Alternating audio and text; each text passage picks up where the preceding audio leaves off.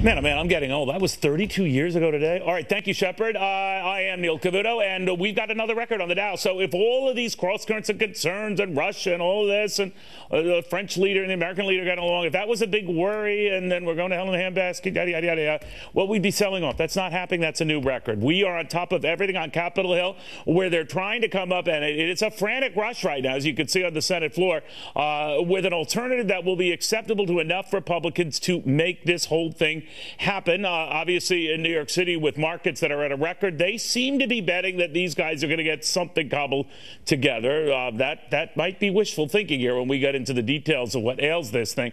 And in Paris, where we are going to have that big din-din right now featuring the President of the United States and the President of France. They are dining at one of Paris's hottest restaurants and most expensive as well, Les Jules Verne. That's what it's called, Jules Verne, and maybe it's like 20,000 leagues under the sea. That Jules Verne. He didn't open up a restaurant on the side, but I assume probably named after him.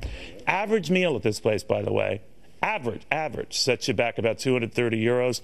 By the way, we've done the math for you. That's 260 bucks, and that is without any wine. Just saying. Who's going to pick up the tab? We're on top of it, America. In the meantime, on top of what's happening here in America with Fox senior Capitol Hill producer Chad Pergram. All right, they've got a plan here, but what's happening with it? There's a plan that came out today right now on health care, but the key right now, Neil, is not whether or not they have the votes to pass it, but whether or not they have the votes to get on the bill. It takes just 51 yeas, and right now there are 2 Republican noes. Rand Paul of Kentucky, who says this isn't a far enough departure from Obamacare, it's not full repeal and replace, and Susan Collins of Maine, who says she is inclined to vote no on the motion to proceed to call up this bill because she's concerned about how this affects the Medicaid expansion. Now, if they get down to 50 votes, they could in fact get onto the bill, and that's where Vice President Pence would come into play. He's broken 4 ties in his short career as the vice president. Joe Biden never broke a single tie in his entire 8 years. If they're at 50-50, you could have Vice President Pence take the vote 51-50, and you actually get onto the bill. Now, Senate Majority Leader Mitch McConnell is insistent that they will vote next week. What we're going to look for here in the next couple of days is, first of all, Monday, a CBO score, the Congressional Budget Office, its evaluation of what this does to the deficit and taxes and everything else.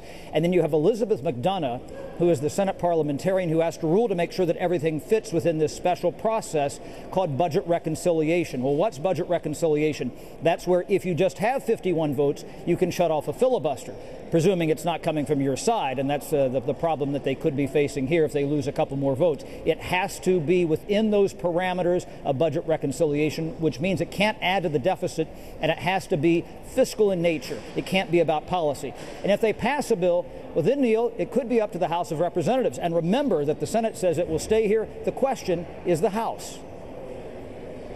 If the Senate is going to give us a health care bill, we're going to stay and finish the health care bill. And, Neil, the question is if the House will stay here, but they got a long way to go, Neil. All right, so real quickly, there is this procedure matter first. You have to, so the process is first what?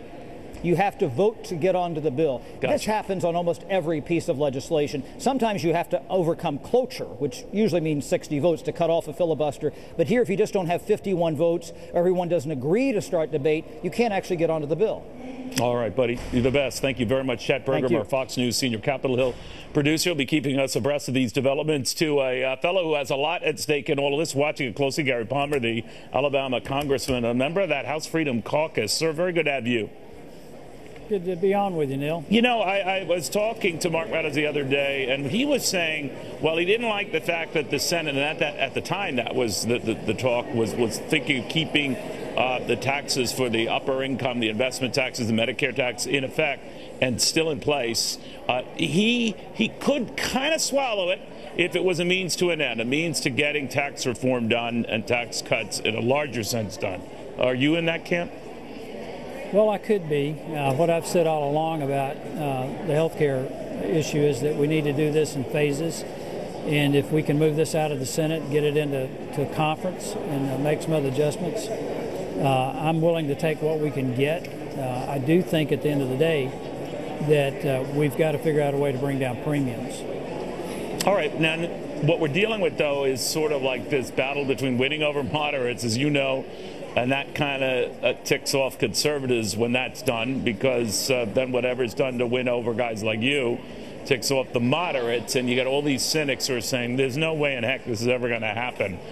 If it doesn't, and I know you're confident that eventually you guys can all come to an agreement and produce an alternative to Obamacare, what would you do? Would you just move past this, shelf it, and then go on to tax cuts, or what?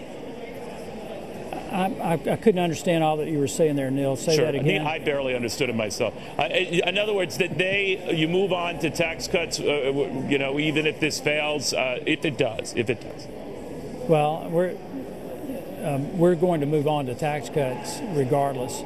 But the thing with the health care bill is that I don't think anybody really wants to bail out on this. And I've said all along that like I said earlier, we need to do this incrementally. I'd much prefer to pass legislation that we actually know what's in it, do it in phases, and if something's not working, be able to come back to it later. What I'd like to see happen is the Senate move the bill out of the Senate, get it over here. Let's get into a conference committee, make some adjustments, and pass that, and then come back to the other issues that we need to deal with. But at the end of the day, what we've got to do is do health care reform in a way that reduces premiums, because that's what's driving the debate right now. All right, Congressman, thank you very, very much. We'll see what happens there. By the way, we're getting word that Senator Roberts, Pat Roberts of Kansas, says as things stand now, he would support the improved Senate health care bill. I don't know. Do you know, guys, if he was among the 10 not too keen on it prior? Susan Collins at the time and certainly Rand Paul, they're two look like definite no's. They can't go beyond that. And there were at least 8 others who had concerns. So if they keep it down to 2, the tiebreaker, of course, would be the vice president. They would get this thing passed. I do not know if Senator Roberts was among those who was leery, but, well, he's not leery now. All right. Markets aren't leery of all of this and the back and forth. And I wonder why that is. So I go to one of the smartest guys I've known over these decades I've been covering this. Can you believe that decades? I know I don't look it, but that's... Anyway, Gary Kaltbaum is here. Gary, what is going on with these markets? Why are they so confident, or does it have nothing to do with this? I think it has everything to do with it, and all you have to go back to is November 9th. The market had not done anything for about 1.5 to 2 years, and it lifted off of the election. There is no doubt in my mind what's built in is a lot of expectations of rolling back of lots of taxes, lots of regulations, lots of mandates, the fixing of health care. And the worry for me is after a 17% rally since the election, that's a gargantuan move. If things don't get done, I'm talking about the big things, I think we can roll back some of these good gains and pretty quickly. So I'm keeping fingers crossed that some things get done. But I have to tell you, too much infighting going on still. You know, I had one market analyst earlier, Gary, was saying, Neil, I can see a lot of this getting delayed, maybe to next year. They expressed very little confidence that we'll see the healthcare reform. Hope springs eternal, he said, but I really see the tax thing being a next year development, but I can live with that, said investors can live with that. What do you think?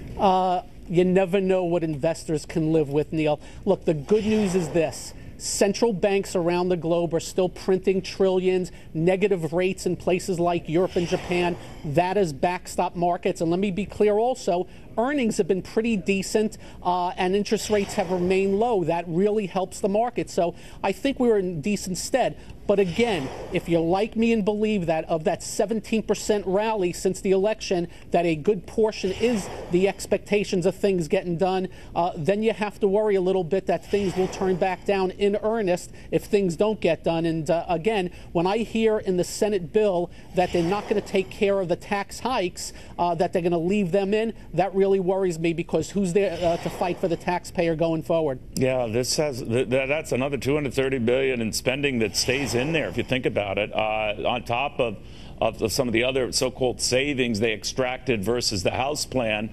$500 billion worth. It won't all be savings, so that's problematic. And Neil, if anything is blocking the economy from going to 3%, 4%, it is the amount of government spending, which is going to be a gargantuan $4.1 trillion this year, as well as the massive deficits that continue to be out there. So that's the big worry. And I was hoping a new administration would come in and roll it back, but so far, July 13th, and still no big things done, my friend. All right, we shall see. All right, Gary Kalpon, thank you very, very much. By the way, Pat Roberts, when Gary was speaking there, that Kansas Republican senator who is now looking like he will support this latest measure, he was in the yes camp prior, looking like he would support it prior. So it's not a pickup among those 10 who are against. So we'll have to watch that. Remember, you can't have any more than 2 to advance this. Of course, there's lots to do before you get to that point. Meanwhile, if the Senate can't get this bill passed and Republicans are forced then to meet with Democrats, could that mean more spending? I guess Peter Doocy would know. He's on Capitol Hill. Peter, the argument is being that a number of those Republicans, particularly the ones against, are quite open and willing, in fact, eager to negotiate with Democrats to do that, right? And it's interesting then to see how Democrats are trying to do this on their own, the way that Republicans have tried to do it on their own. And, Neil, as something that kind of gets lost with some of the debate, a lot of Democrats admit that Obamacare has some problems. They just don't want to do anything close to repealing it. So a group of 10 in the House have an Obamacare repair. It just costs a lot of money. So they've got this plan. Point number 1 is a permanent $15 billion reinsurance fund that is paid for by getting rid of some premium tax credits. Point number 2, keeps funding subsidies that would reduce the cost of copays and deductibles. Point number 3, just pay to keep marketing the Obamacare exchanges during open enrollment. Point 4 would be more tax credits for some. Point 5, make more people eligible for Medicare. This is not something that is officially endorsed or offered yet by the Minority Leader Nancy Pelosi, but she says she thinks it's got some good ideas. And it is a lot different than something Senator Bernie Sanders said recently that he wants to introduce in the Senate, that is single-payer coverage, which would be having the government pay for Medicare for everyone. Neil. Peter, what's interesting about all of this is we're really just talking about shades of government programs here, right? One is big. The other is maybe slightly less big, but still a lot of government spending here. Right, and then you've got something like this Cruz amendment where he is saying, the government will let insurance companies do things differently. But again, since it is not a full repeal and so many of the taxes and so many of the other giant, cumbersome, expensive programs really are not changed, you're right. All right, buddy. Thank you very, very much. We're watching all of this very, very closely here. But again, among those who are saying that, the Republicans are saying that, they're trying to not necessarily win over the likes of Bernie Sanders, who's on the floor, no doubt, hitting this Republican plan hard, as he has been. But they're trying to win over some of the more moderate Democrats who think that they might go on board with a plan that still protects Medicaid, as this one largely does. It's not cut nearly as much as it was in the House. And that with the assurances that the taxes stay in effect for the well-to-do, they just might have the makings of this. The irony in all of this, my friends, is that had they agreed going into this that they weren't going to repeal Obamacare, which it turns out they really didn't do, that they probably wouldn't be searching for numbers or Republican senators to go along. We could talk about mandates and all this stuff, but they did not kill off Obamacare. They kind of reined it in a little bit, but in the end, it is what it is. All right, Senate Republicans could be caving on some of these health care promises. So that had a lot of folks wondering about tax cuts. Are they going to do the same with that? We'll be exploring that tomorrow on Fox Business Network beginning at 12 p.m. right through 2 p.m. If it matters to you and your money, boy, oh boy, does it matter to us.